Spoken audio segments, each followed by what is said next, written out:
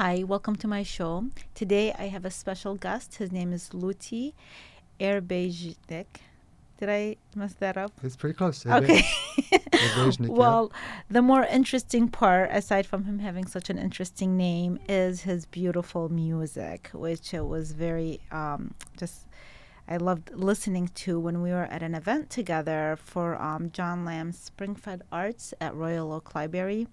And when I was listening to his songs and his music, I said, can you please come on my show and play some of these songs? And he was gracious enough to say yes. And so, welcome, Luti.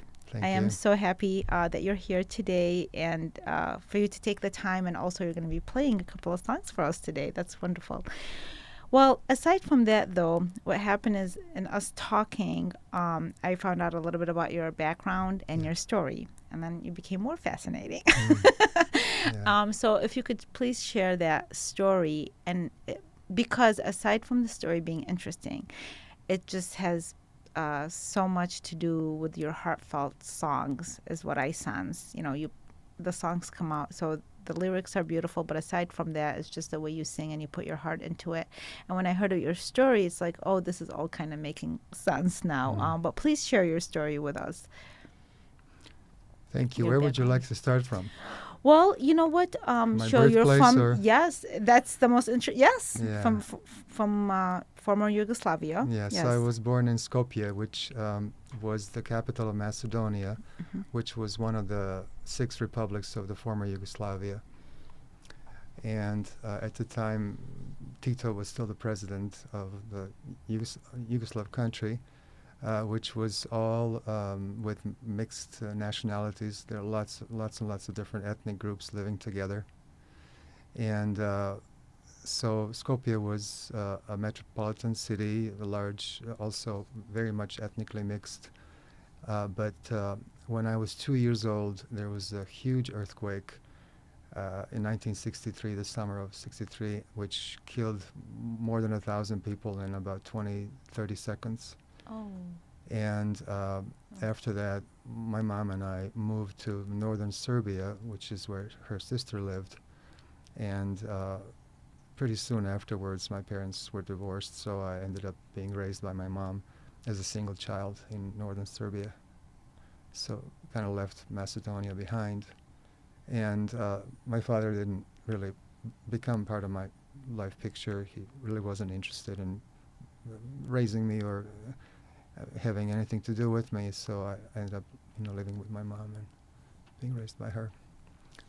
And how did you end up coming to America? Was this in when you were younger or over time? Yeah, I finished my undergraduate and master's education in Yugoslavia at the University of Novi Sad. What did you study? Biology. Okay. And while I was doing my master's thesis, I applied for Fulbright Scholarship, and that's how I came to the United States. And the scholarship is for 1 year, so I really didn't know what was going to happen. I was very apprehensive coming alone to this big country.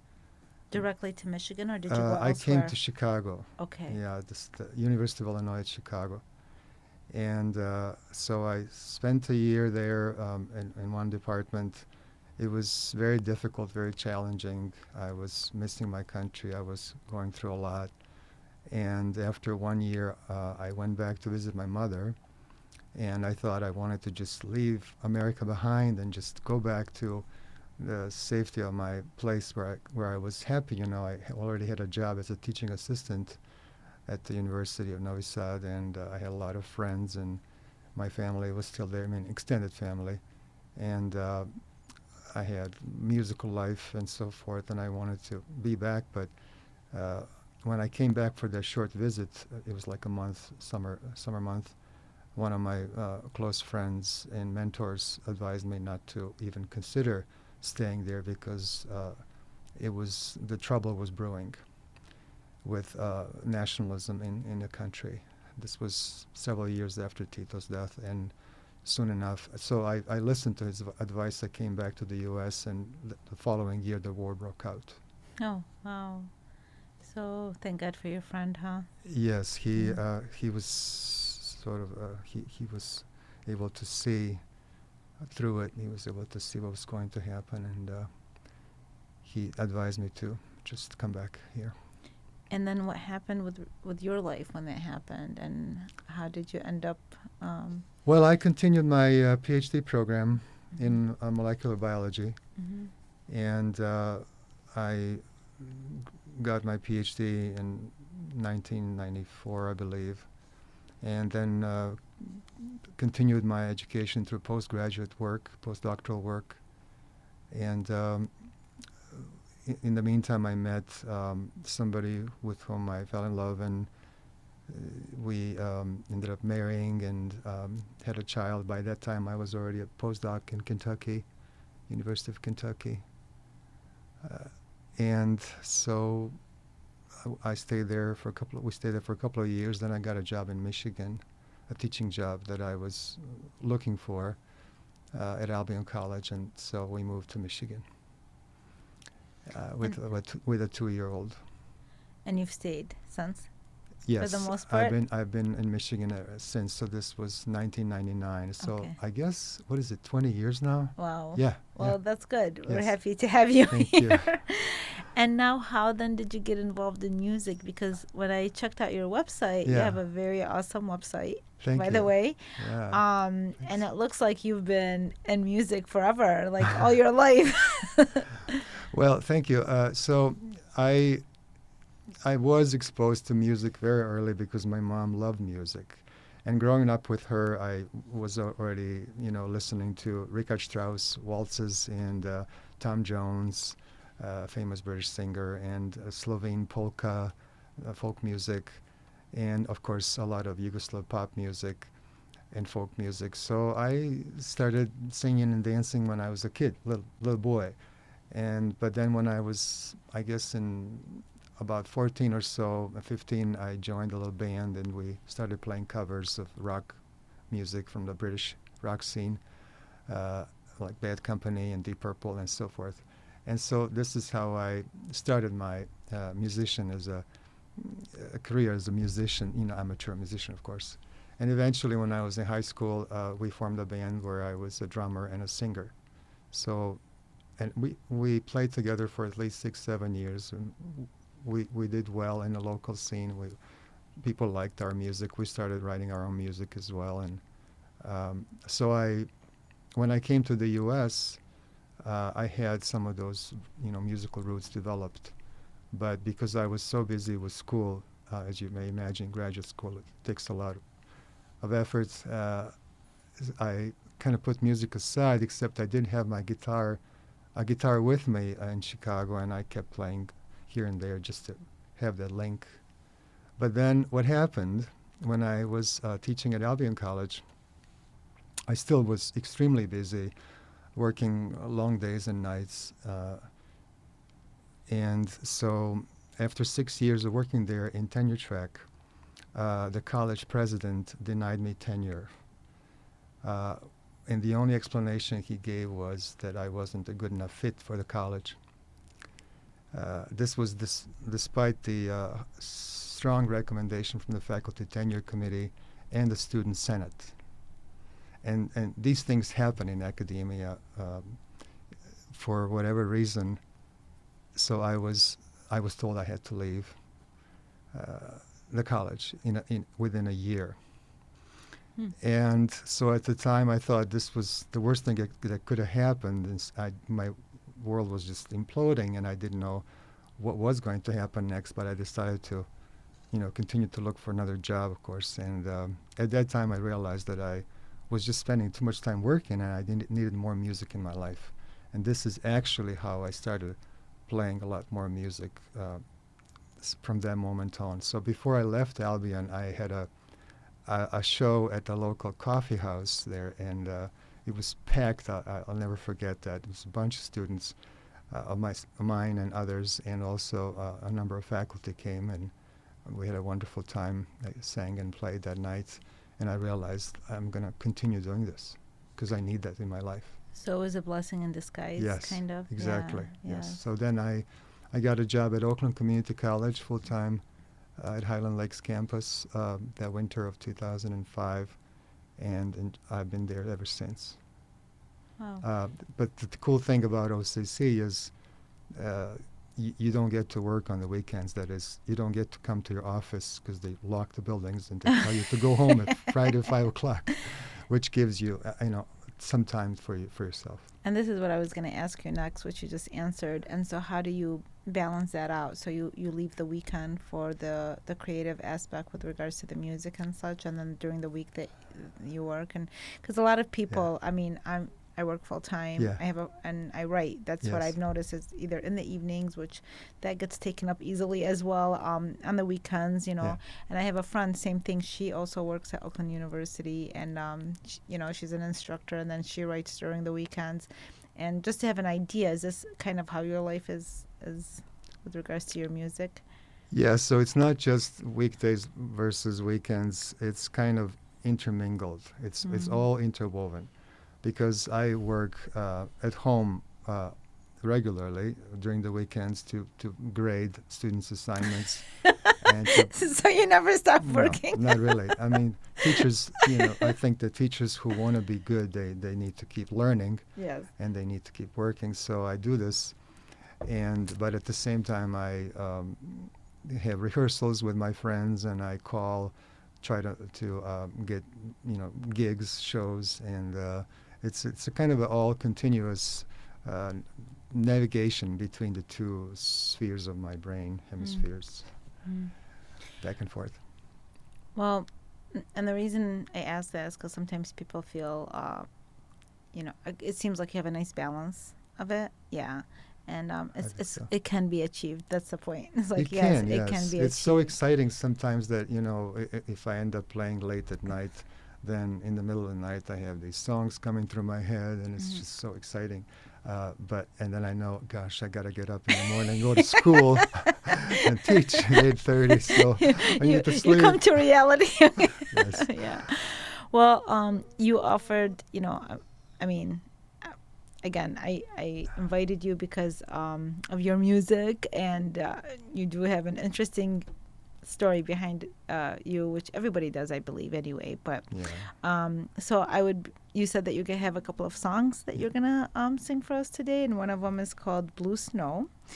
And then the second one, which I'm really excited about, this one is it's a Macedonian song, which We'll do that one later. and in order not to butcher the name, I'm gonna have you say what the name is. But that was another thing that I enjoyed when I was listening to you at the Royal Oak Library. The Royal Oak Library, is that you did some of the songs in a different language. Yeah. Yeah, and that took me back because I used to travel a lot, like a long time ago, and it just took me back to that, and it was so wonderful. What a beautiful experience. So yeah, we have some time for that. So thank you and I'm looking forward to listening.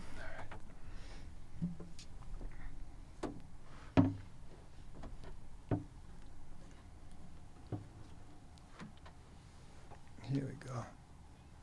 This is about the only time of the year when we could do this song that makes sense, because I want to do it in the summer. And by the way, I have to say this. I really encourage people to go on on Luti's website in order to see. He has videos for so many of his songs, and the videos, including the one for Blue Snow, it's just so touching. So your videos are wonderful as well.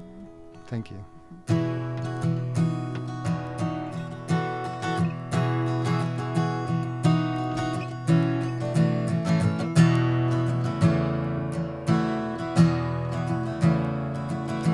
Blue snow, trails of diamonds shimmer in the sunny afternoon's bright glow. Clear skies in the forest lacework, I can see them in your eyes. Walking together on a midwinter day, warm breath in a crisp air. Footsteps crunch, our secrets share. Getting to know your mind and your subtle ways.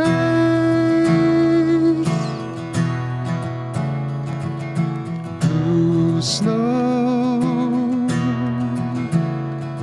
Chickadee are calling, maple shadows sprawling in long rows.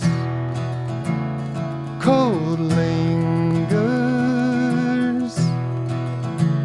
scented hemlock droplets from the rough bark on our fingers. We'll leave behind our sorrows, littered sidewalks, murky boardrooms, to find a new tomorrow, to breathe up, to build again our self-esteem on this real snow.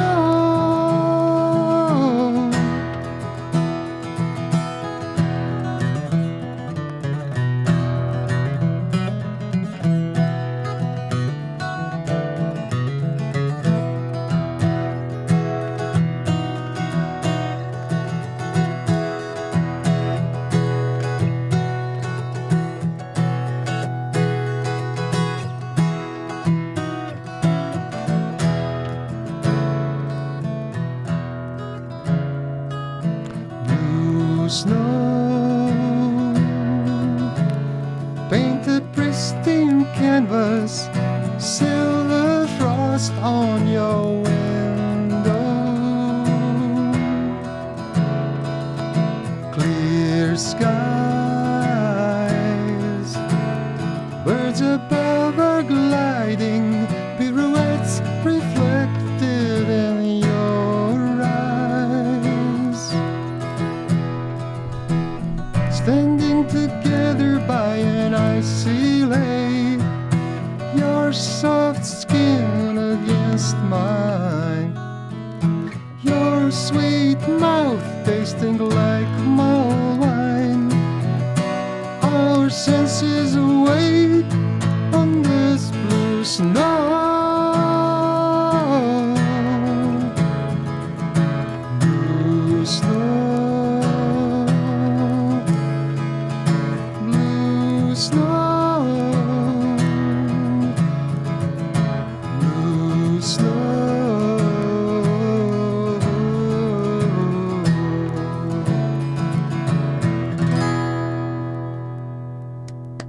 Wow, awesome. Thank you. That was so nice. Thank you so much. That Hmm. was beautiful. And now I'm really looking forward to listen to this one, which you're going to tell me the name of it, and maybe you can give us a little bit background about this, since you said that it's Macedonian and that Yeah. most people would know it. Yes, so it's a traditional folk song that everybody in former Yugoslavia in Macedonia certainly knows. It's called Jovano Jovanke, Mhm. and it's a love song, a song about unrequited love, where the author is madly in love with this young woman, and whose name is Jovana. So in the song, he's standing away from her, where she's washing her laundry on the Vardar River, and so he keeps calling her name, Jovano, Jovanke, and he's sort of hoping that she will come and be with him and spend time with him. But it turns out her mother is closely watching, so it doesn't look like it's ever going to happen. So, and what's really fun about Macedonian music is they have these really interesting odd time signatures, which is not very common at all in folk music in the West. I'm sorry, what does that mean? So it's instead of three fourths or 1/2 time signature, or 4/4, which is 1 2 3 4 1 2 3 4, or like a waltz, you have a 1 2 3 1 2 1 2 1 2 3 1 2 1 2. So it's a new thing to an average American ear. Okay. And it usually people find it interesting Okay. to have that beat that sometimes can be a challenge to tap along.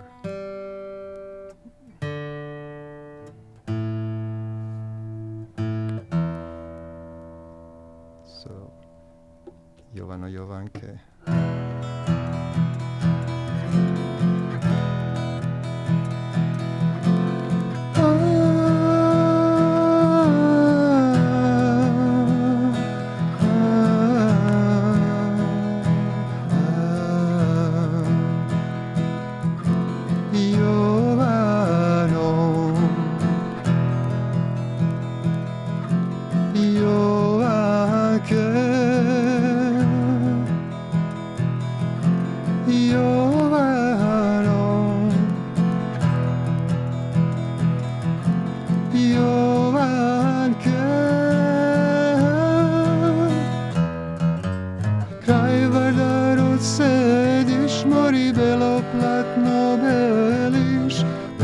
Platno beliš dušo, se na gore gledaš.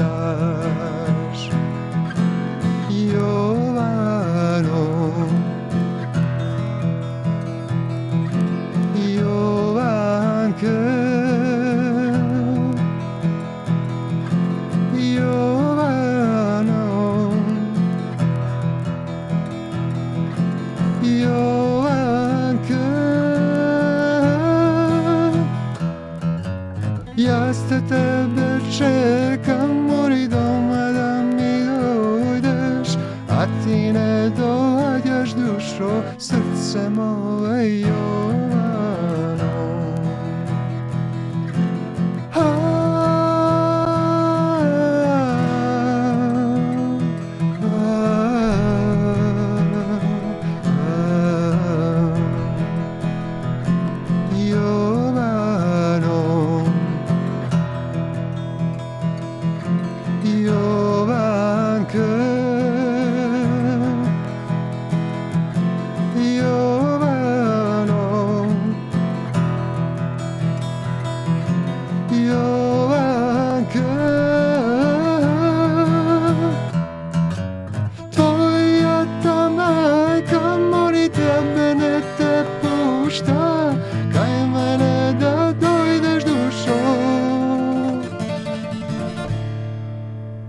Srce moje Jovano,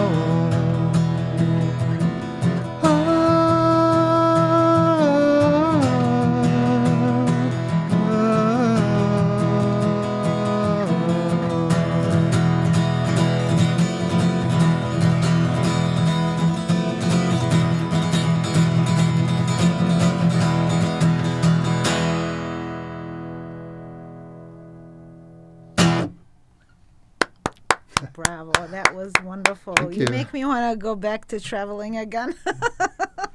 Fun, That was beautiful. Thank you so much. My Well, pleasure. what are you, are you working on anything right now? I know that I had the honor of having one of your albums. Is there anything new coming out or anything that you're working on? Yes, my friend Bobby Pennock, who is also a singer-songwriter, with whom I've been performing for, I guess, 5 years now, on and off as a duo, and in a couple of other bands. He and I are recording an album.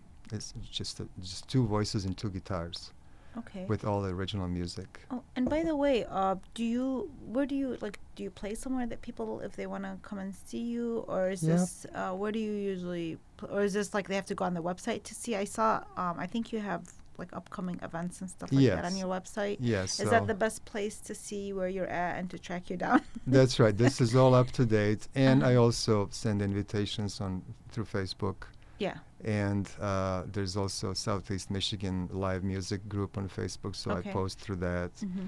I used to send out emails, but people often don't read those because they end up sometimes in the spam folder because they're not, Yeah, and people get a lot of advertising concerts. emails. Yes, yeah. So it's usually through Facebook, and certainly anybody who comes to lutimusic.com website can see Yes. all the upcoming Like shows. I said, I really love your website. It's very organized, and just the videos that people can like listen to your music on there. Just even so, I really I thought Well, it was really good. if you website. know anybody who needs a website constructed, please send them to Annie Capps, because she's brilliant. Is this who Yes. Annie Caps? Ah, Okay, she's okay. I'll keep her amazing. mind in my because actually I'm looking for something for somebody. Okay. Yes, for Thank you. sure. Thank you very much.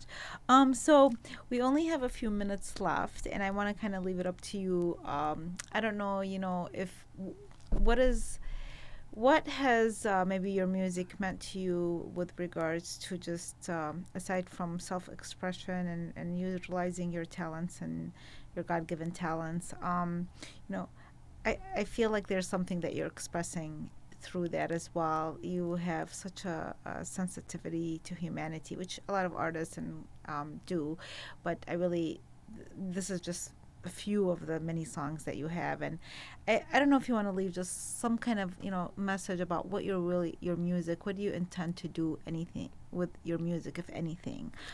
Where do you want it to go? What do you want it to mean for people? Thank you for asking that. I think it's important for artists to uh, share their view of the world with their audiences, and I have been deeply affected by the war and the ethnic strife in my home country, which no longer exists.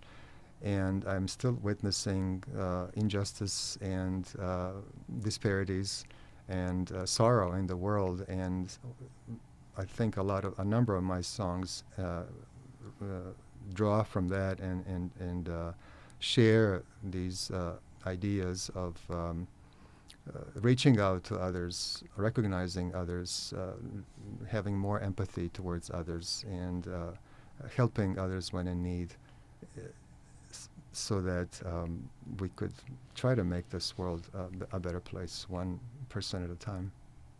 Yeah, and honestly, like listening to your music and stuff, it gives there's such a healing aspect to it just by your expressions and just the beauty of it. And so I really thank you for just even being, honoring your work the way that you do, so that people can enjoy it, and for taking the time to come on my show today. I'm gonna be listening to you more and more, especially with having your album. But I was telling you, your CD.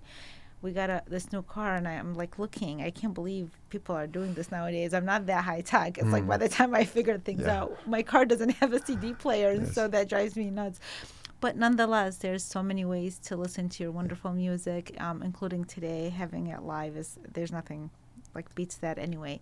So again, thank you for coming on my show, and I look forward to having you again when your new album comes out. Thank you so much, William. Thank you.